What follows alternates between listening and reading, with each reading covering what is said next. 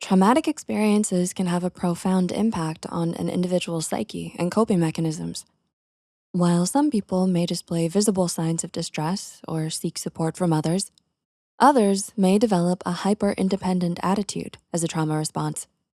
Psychologist Dr. Amy Marshall explains that this hyper-independence is a coping mechanism that emerges from the need to protect oneself from further pain and vulnerability. And while independence is generally seen as a positive trait, hyper-independence can lead to isolation and emotional detachment, hindering the healing process. So with that said, here's how we can find out whether our hyper-independence is actually a trauma response. Reluctance to seek help. According to counselor Dr. Joanne Frederick, traumatic experiences can lead to a belief that relying on others makes one vulnerable to further pain and disappointment, which often results in a strong reluctance to seek help. If you have hyperindependence, you may distance yourself from others and avoid asking for help because you believe that you can handle everything on your own. This tendency to be overly self-reliant, however, exacerbates feelings of isolation and intensifies the trauma's emotional burden. Refusal to accept help. Similar to our earlier point, even when offered genuine help or support, hyper-independent individuals often struggle to accept it, says Dr. Amy Marshall. They may feel uncomfortable or even undeserving of it, as their trauma response convinces them that accepting help equates to weakness. Hyper-independent individuals often feel the need to be self-reliant to an extreme degree and may go to great lengths to prove that they can handle any challenge without assistance, even if it means neglecting their own well-being. But these behaviors can quickly lead to loneliness, burnout, and emotional exhaustion. Difficulty expressing vulnerability. Do you find it difficult to share your feelings and open up to others?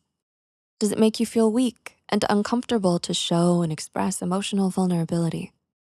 People with hyperindependence, explains clinician Dr. Trish Kahawita, tend to have a protective barrier around their feelings, potentially caused by past experiences of abandonment, broken trust, or betrayal.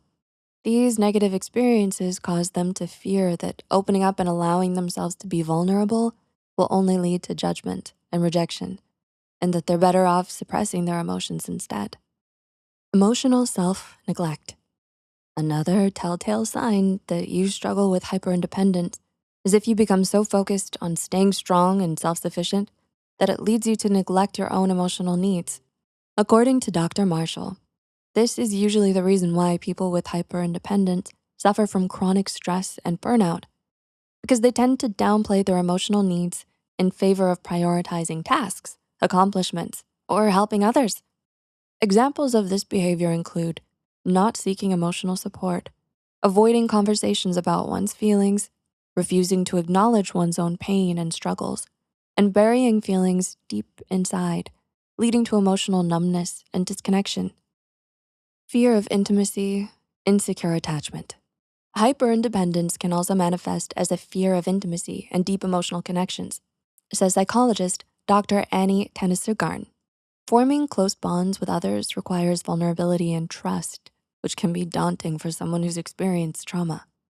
You may feel better keeping people at an emotional distance to shield yourself from potential pain.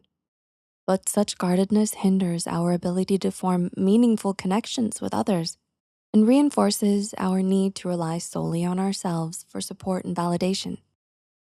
Constant need for control.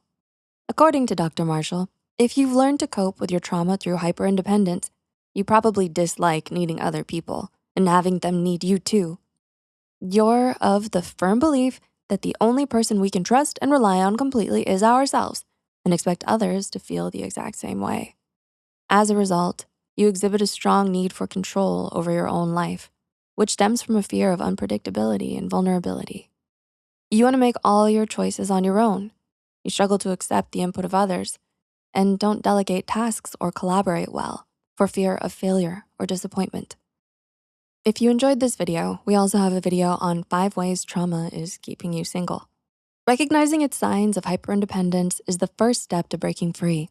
Seeking help from trauma-trained professionals facilitates the journey towards self-compassion and healthier relationships. Remember, healing from trauma is a courageous and transformative process, and no one should have to go through it alone. Vulnerability is not a weakness, but a testament to human strength and resilience in facing life's challenges.